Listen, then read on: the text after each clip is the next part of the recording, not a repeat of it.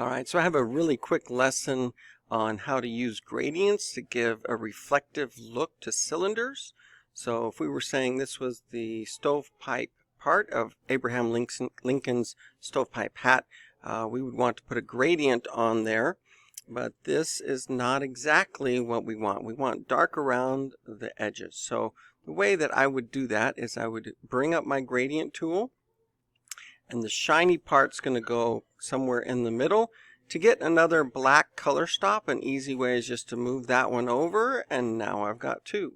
Oops, let me do that again.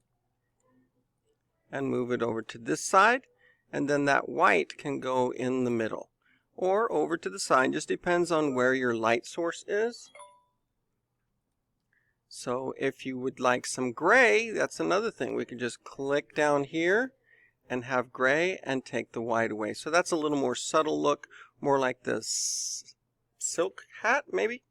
So that can be very helpful. You can make lamp posts, you can make body parts, arms and legs can have that slight look, trees and stuff like that.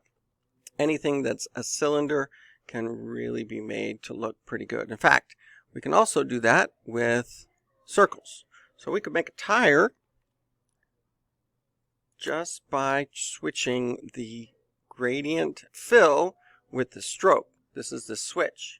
Now, of course, it's very thin at one point, so I'm going to go with a big fat tire. And now we've got a stroke that has a gradient on it. However, let's bring that gradient forward so we can now use the gradient panel.